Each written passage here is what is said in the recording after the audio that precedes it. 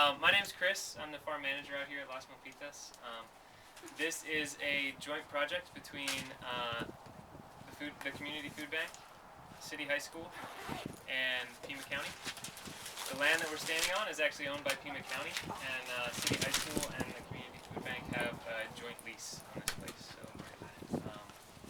yeah, and our lease is for 15 years at this point. So, and we're looking at getting that renewed. So we want to make sure that we have plenty of time here so that all of our efforts going into this place are not lost. But the county's nothing but pleased with what we're doing out here, so I think we've got a pretty good relationship and things should continue on.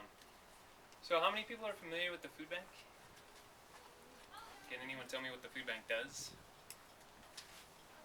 What's the main thing the food bank does? Provide food for the people that don't have it. There you go. So that's the main thing the food bank does. Everyone's familiar with food banks across the country, taking in food and produce and providing it for people who don't have enough or who are hungry or in need in some way or other. So there's kind of another side to what the food bank does, at least here in Tucson, and that is looking at not just kind of working at the symptom, but also looking at some of the causes and trying to help provide people with some of the things and give people the tools that they need to be able to pull themselves out of being in those stressful situations where they need to get food from someplace all the time. So one of the things that we do out here is provide space for gardeners in the community to come and grow food for themselves. So we're going to walk through some of the gardens today, and each one of those gardens represents a different family or a different group of people who are gardening. So essentially what we're striving to do is give people the space, the education, and the tools they need to be able to grow food for themselves and decrease the need for those food boxes coming from the food bank. And this is, education and tools that go beyond just working here too, and they can take with them wherever they go. And feel free to ask questions as we go along. From the beginning, we've tried to be a community farm. We started out with a series of visioning workshops with community members from the neighborhood. We are in this neighborhood, and we wanted their input from the beginning because we weren't going to function well if we were a project that wasn't useful at all for the community. So the things that came out of those workshops were they wanted to see food production, they wanted to see families working together, they wanted some sense of community, and a gathering space for people to come together. And so those were kind of the main building blocks that formed this farm.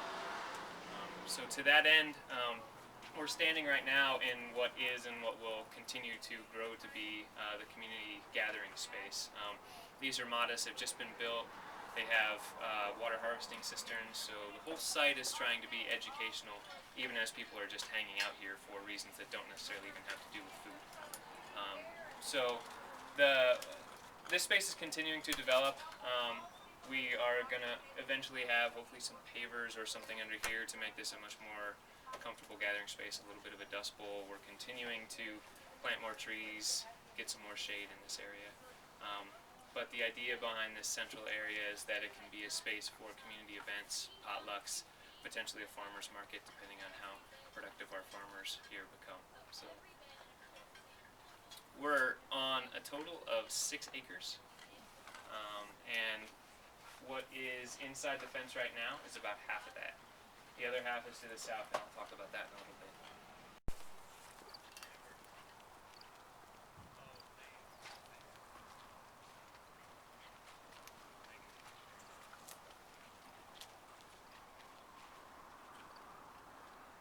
Compost that we've either made ourselves or purchased from Banco Verde. You guys are familiar with Verde Farms. So I'll talk a little bit more about our composting production once we get down to that area. But these plots are, 4 by 20, and they're decent space, especially during the winter, for people to be able to provide themselves with all the leafy greens that they need. Last winter, actually, people were a little overwhelmed with the amount of produce that they got off of the plot, even this small. So there were families that were, in some cases, a couple families working together, and the amount of kale, chard, spinach, and lettuce that they got off of this was almost out during the summer, this summer was our first summer season, and it was a little rough. Mostly just because our gardeners were first-time gardeners, and I think a lot of them were a little bit daunted by the heat and just the fact that they had to be out here regularly to check on their plots in that heat. So we're every year I feel like we're continuing to learn more things about how to work with our community gardeners, and yeah, each season we get a little bit better. So this season we were a little bit more prepared for the winter season, and yeah, we've actually got a decent number of starts for folks to use, and we've done some workshops that are very specific to just planting for the winter season out here. Yeah, so the garden beds I mentioned are all dug down. We do sunken beds. Are you guys all familiar with gardening in the desert? At least a little sunken garden beds. Do they have to pay for the water? Good question. Yeah, so the water is the one thing that we do ask for money for, and it's $6 a month per plot, which is fairly manageable. And we do have some folks who are not able to pay it, but still really want to work out here. Some of them volunteer a little bit extra, and in some cases we have gardeners who are able to pay and chip in a little bit more to help cover some of those costs. So it's kind of a nice balance, and in the end we get pretty close to covering our water costs just with that fee. So yeah, up at this end of the farm we have another ramada, and we tend to hold a lot of workshops up here. It's got a blackboard, and you'll notice there's solar lights on all of our ramadas as well, just to provide a little bit of extra security at night. They charge up during the day, and then they run all night. So yeah, any questions? Can you talk a little bit about like the spread of people, like where people come from that Yeah. that are gardening? Yeah, so I would say that about 3/4 of the people who are gardening here come from right across the street.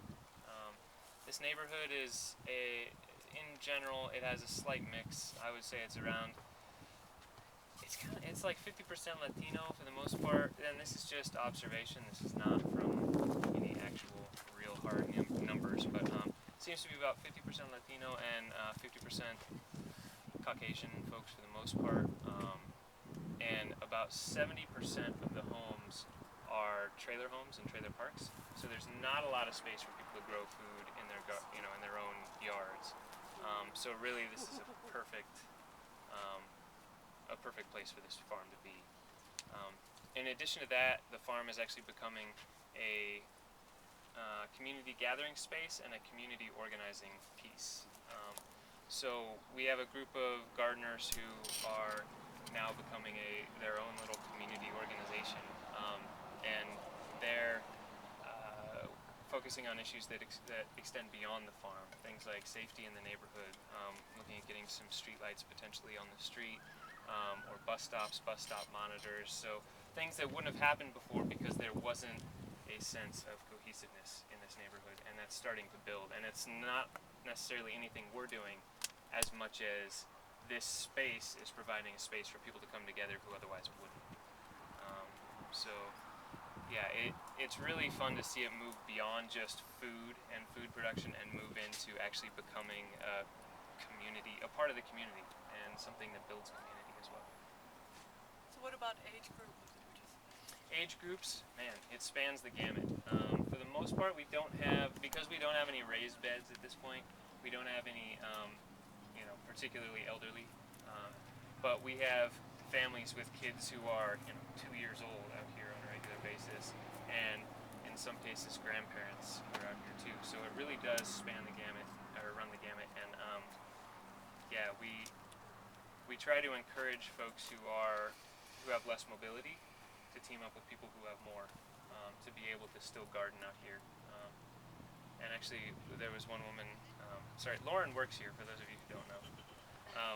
So there was one woman, that's why I keep looking at her when I'm talking about these things. So, Ramona, who lives in the neighborhood, she was recently in an accident and can't move around as well as she wants, but she's either going to get a family member of hers who's younger to get involved so that she can have a plot and grow some stuff that she wants to grow out here. So, yeah. And then do you control So we do require that everyone farms organically, and we keep a watch on that as closely as we can. So far, we haven't had any issues with it. The nice thing is we haven't had any really heavy pest problems yet. So Even grasshoppers? even grasshoppers, yeah.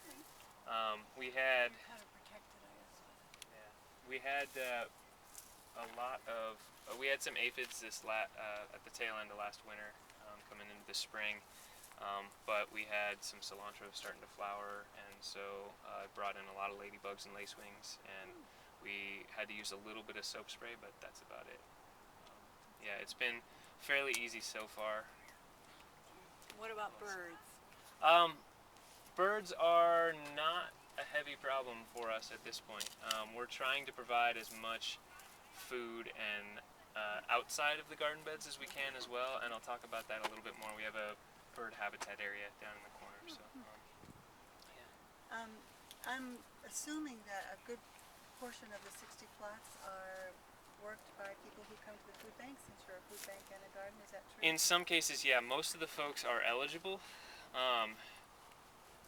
We don't have, we haven't been keeping track because there's some issues with, Confidentiality. yeah, and we don't necessarily want to overstep those bounds or feel like people are getting nervous about how much information we have about them. So we don't actually require them to designate whether they're low income or whether they're going to the food bank. But in our application, we have a few questions that kind of answer that a little bit for us. Is there any kind of incentive for the people who do come to the food bank to have a plot? So we try to have as much information at the food bank as we can. The food bank in general views their role as a continuum of services, and everything from people who are in desperate need of food aid right then to folks who are farther along in the spectrum and can maybe start growing food for themselves. And so we try to have as much cross-education as we can, so that we can connect with people wherever they're at. Yeah. So there's not necessarily an incentive, as much as there's just information out about what is accessible to them. We had a hard time in the Verde Valley getting people who go to the food banks to want to go live on food, so I Yeah. was just wondering if you had that one down. That one, we don't necessarily focus on that side of things as much. The garden team at the food bank, who does a lot of outreach to folks, and they do actually check and see whether or not people are low income, but they help set up gardens in people's backyards. And so they do a lot of outreach, and the word has started to spread on its own at this point. I think they've sort of hit that critical point where like people know about it now and know they can come, and so they're setting up 20 gardens each season, and they have a waiting list. So. But you said you had some starts. Do you give them to people? So through the garden program and some of what we're doing here, people can sign up to get 6 seed packets each season, and 6 starts each season, just to kind of give them a little bit to go off of. And we do ask for a $1 donation per seed packet for people who can, but it's again not mandatory. So some people give more, some people can't give it all. It kind of works out somewhere in the middle. So. But it's nice to have a way of knowing.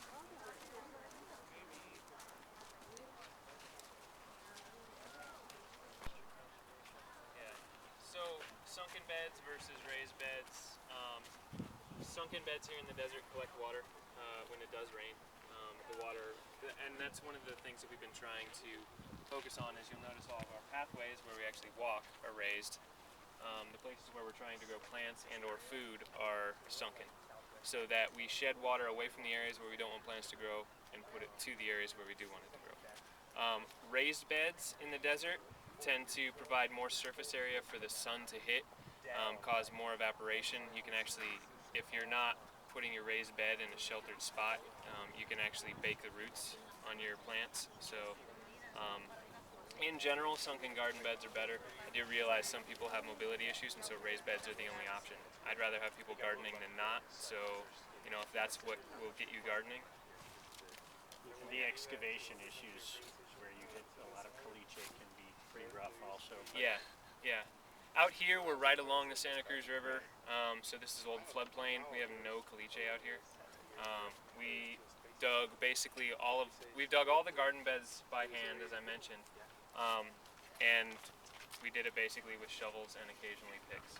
So didn't have to get jackhammers like you do in the rest of Tucson. So How far down did you dig? 2 feet. Okay. Yeah, We went and 3 we're feet actually at on an the Lake archaeological Lady site, Garden, so we but can't touch actually below back 2 feet here. back. This area was actually under hay during the 80s, at some point during the 80s, and so the plows ripped up the top 2 feet, so the archaeological folks are like, the top 2 feet are done, don't worry about it, go ahead and dig there, but just don't go below 2 feet. So they've done trenches here too, they found nothing significant, so the odds of them halting anything that we're doing are pretty low. And again, that's through Pima County, and we have a great relationship with them. So, sorry, I'll talk quick since there's no shade out here. So this section down here, we've actually been working with the Audubon Society and Southwest Conservation Corps. Audubon wrote a grant with us to install a lot of these basins here. We had an 1.5 inch rain, I don't know, a month and a half ago, and all of these basins filled up, which was awesome. So it showed that we actually hit our contours right and these things are working. So, but Audubon put in a bunch of plants that are great habitat and food for birds, and also for bees. If you look just down, you'll see all the signs, but if you look beyond this Mexican Palo Verde here, there's 2 beehives, 2 different types. There's a top bar, which is the trapezoidal, upside down trapezoidal one on the left, and then the Langstroth hive, which is on the right. 2 different models, we're just kind of playing with both, and at this point the top bar hive has been super productive for us. Both hives are pretty mellow at this point, and so we don't have any issues with them getting all riled up, although we just swapped out a hive a few weeks ago. But so yeah, our hives are super friendly and producing well. So.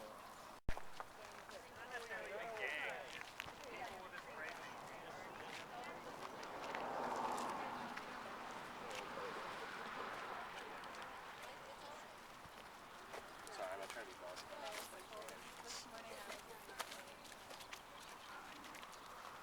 No huele bien, pero está muy bien para el compost.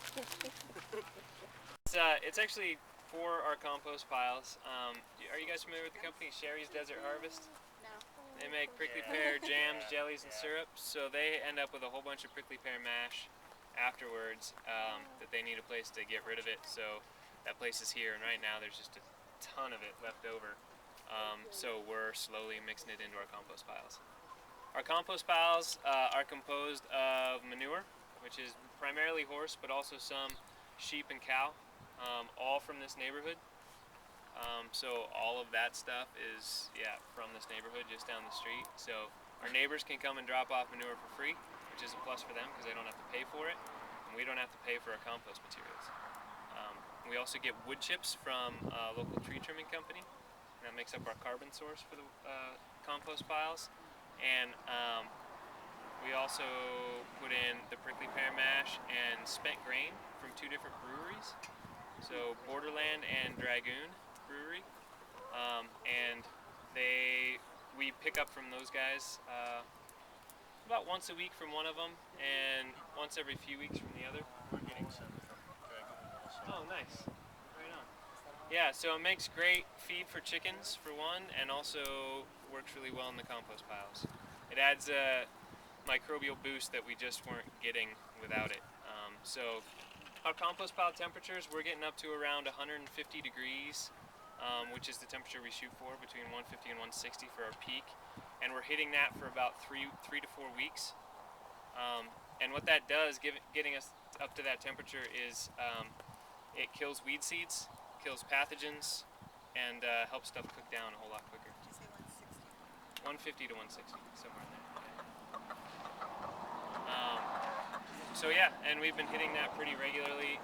Adding the prickly pear mash, we have to be careful about how much we add because it actually has a little bit of alcohol in it because it's fermenting in those bags. And so if we put too much, it'll drop our temperatures. But as long as we keep it to 5 to 10 bags over the lifespan of the pile, it's not too bad. So, we also have our chickens in our compost area. I mentioned that the spent grain is good chicken feed. We sometimes set some aside, but for the most part we just mix it into the piles. Chickens will actually root through the piles, scratch around, make their own deposits, and loosen up the compost piles and eat what they want. Also eat out grubs and maggots. And so, despite the fact that we do still have some flies, these guys are actually eating quite a few of those. So adds an extra protein source for them, and yeah. So yeah, and we have actually a high school kid in the neighborhood who's been taking care of the chickens. He provides them with food.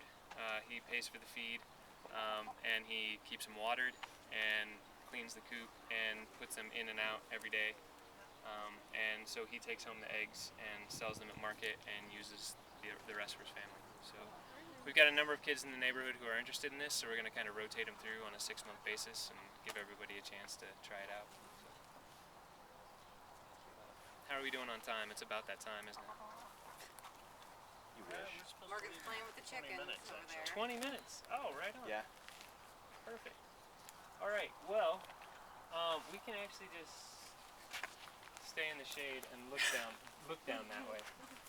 So this next section down here is actually the rest of our farm, which we're going to start getting into this next year.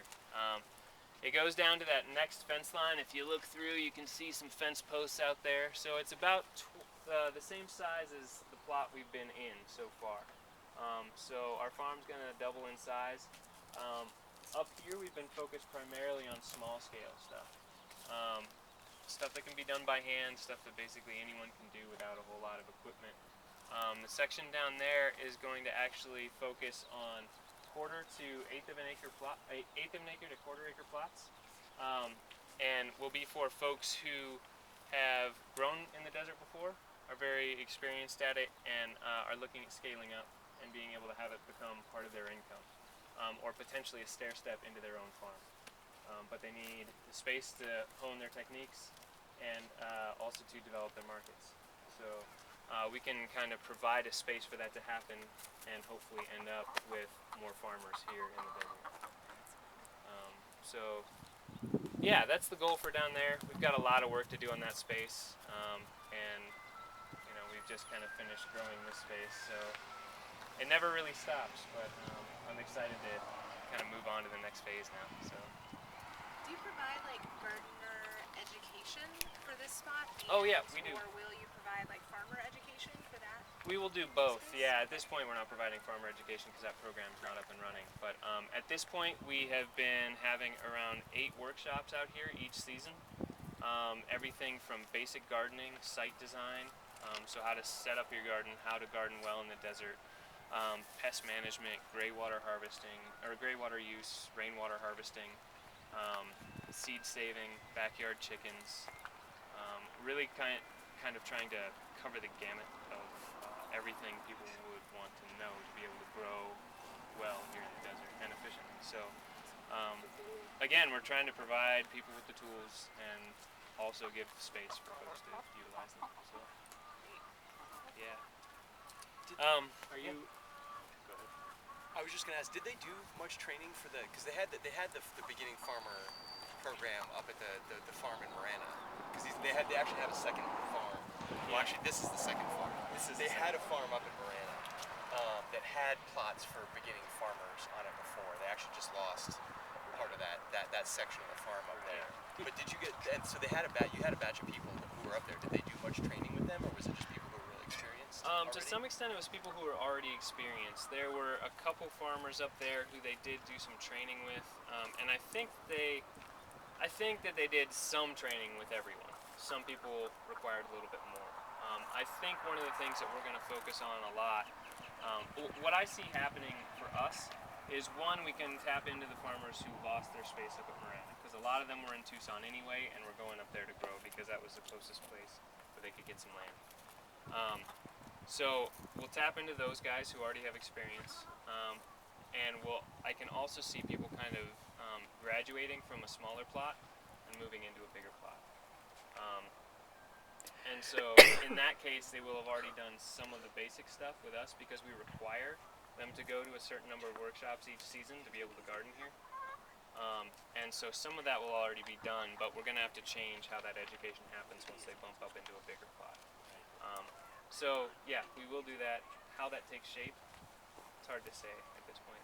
It'll depend, I think, a little bit on what the skills are that people are bringing, and also who else we can talk to about really getting some marketing classes and that kind of thing, just so people are looking at more of the business side of things too.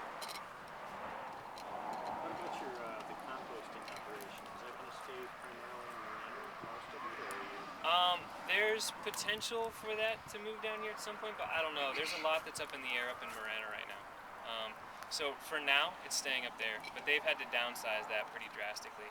Yes, I know. I just I've seen potential at different times, so Yeah. for some combination of efforts eventually between the U of A compost cats and the food bank's composting efforts. Yeah, you know, if things move that direction and you know, some of that composting stuff came down here, I think we have plenty of space to provide the larger community plots as well as do a decent composting operation. So, yeah. 5-gallon buckets hanging with little drip nipples on the bottom where they peck the thing and it drops water.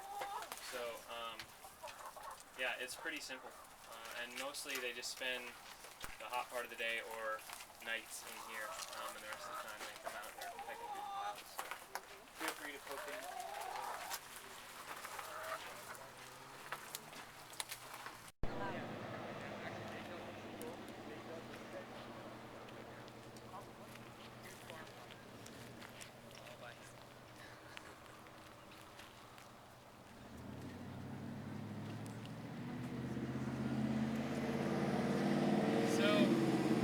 This section is actually run by a program that the food bank runs called the Youth Farm Project, where essentially the food bank indoctrinates our youth to know about food issues. It's really great, actually. They do a lot of education about our food system, how it works and how it doesn't work, and also so everything from just, you know, basic theory to actually getting your hands dirty and growing some food. And so because things have been shifting up at the Marana farm, they've actually moved their program down here. So they're actually digging out a lot of these keyhole beds, and this whole section through here is going to be all keyhole beds, and they're going to be growing in these. Do you run the project? I don't know. So it's on the food bank website, though, for more information. You can reach every part of the bed without ever having to step in it. We were shooting for that on our rectangular beds as well. This is just kind of a different take on it, where you actually have the pathway into the middle, so you can harvest the stuff on the inside from there. You can also harvest the stuff all around the edges. I think it also makes a really pretty garden. It's a pain in the butt to set up irrigation, but once you've got it set up, you're fine. So, but yeah, it's so they're essentially going to continue having these raindrop gardens that just kind of head down that direction until they get to the gate. So, and this is actually youth from the community, some from local high schools, age 14 to 18, all learning about how to grow food and then actually doing it. So why do we dig down 2 feet? So our soil here, even in floodplain, is kind of crappy. Okay, so you're pushing. Yeah, the majority of the soil here in Tucson has around 1/4 to 1/2% organic matter, and most of the rest of the country has well above that, and you're really shooting for 5% or better to start gardening. So we have to dig out and make a really nice root zone, and so we add 50% compost, 50% soil. 3 feet wide? What's that? 3 feet. Those are about 3 feet, yeah. And that gives us lots of organic matter that acts like a sponge, holds water really well, decreases evaporation, and provides a loose soil structure. That's funny because I was just thinking how great the soil, like looking at the sides of the bed, like Oh, how this great is the awesome soil here here. looks like Yeah. compared to most of the rest of No, Tucson. here we actually have 1%. Oh, you have 1%? We have 1%. Wow. Right now, the only compost toilet that you can actually permit legally in the city are designs that are commercially made and cost between $2,000 to $5,000 to install, and that's just for the unit. So the purpose of this grant that Watershed Management Group is doing is really to make composting toilets more accessible to people who don't have as much money. And so the designs that they're looking at are using 55-gallon drums that are essentially sunk into the ground at toilet height. And then the other model that they're looking at is a double chamber or a double vault system. And that's what we're going to be doing out here because the 55-gallon drums are good for a home or one family use. Yeah. For a larger group setting like this, the double vault system can provide much more volume. So it's going to be essentially a block structure, and with a open dirt floor. So we're going to have direct leaching, which is one of the things that's being tested, how well that works versus how well urine separation works. So, but essentially, you can see the rectangle that he's framing in there, and it'll be split in half, one You vault on each side. Slide it. What's that? You slide it over. Is that the idea? So there will be a seat on each side over each Okay. vault. Okay. One will be sealed off, and the other one will be in use. Okay. So essentially, the vault's going to be, yacht tall or have that much volume, which is a huge amount of volume. It doesn't seem like much, but when you're composting it down, it actually takes a while to fill that out. So we'll use one side at a time. Once that side is filled, which will probably take at least 6 months to a year, okay, so I should talk a little bit more. As you fill it, each time you use it, you add sawdust or some type of carbon to it. Mesquite duff. Mesquite Straw, duff, whatever. yeah. So it's Yeah. basically a humidor system. Exactly, yeah. Great, I am thrilled that you're going to get this through the county. And Yeah. to be No, a no more, pioneer. no more pooping and drinking water. Those I of know, you right? who are local should know that we're actually working on bringing the guy who wrote the Humanure Handbook, Joe Jenkins, to Tucson soon to do a little talk. Because, after Think he'll being want to come all to over Prescott the too? world, His outhouses daughter smell lives here in horrible. Tucson, And and to she say also that humanure just knows with her little stuff, so- sawdust, Yep. you don't Maybe. have any smell. Yep. We'll talk. Why hasn't mankind been doing You that? don't have to use all Yeah. that water to transport. And no all that water. Yeah, I spent a little bit of time in New Zealand, and I have family over there, and their Department of Conservation, all of their parks and any of their outhouses that are back in on the trails are all composting toilets. And typically in those situations, you're used to going in and it just smells awful. There, it smells like sawdust. stuff. You know, Ayuda, great. our nonprofit, the one that I work for, was doing this about 15 years ago in Juarez, Mexico. Nice. Yeah. Yeah. Exactly this. And then they were using the compost and selling it. Cool. But I mean, source generally of the health income. department and, Yeah, the see, it's building the code departments. and Right. all that, it's Yep. been a big That's- stumbling block. yeah, You had that's to do it been the- illegally, so. That's been the hardest part, and I think that's why this grant is so promising, because normal people are going to be able to have a And composting it's toilet. definitely gonna save water. Yep. Every flush, how many Right. gallons Yep. that is or something.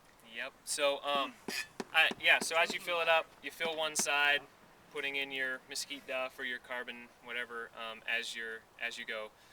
That side will then rest for the duration of the time that it takes to fill the other side, which I said is at least 6 months. In this case, based on use, probably closer to a year.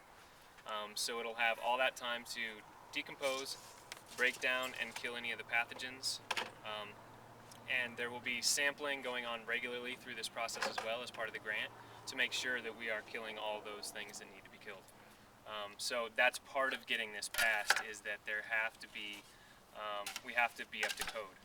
And in order to do that, we have to have below certain numbers of certain pathogens. But to be allowed to use this on your plants Yep. eventually.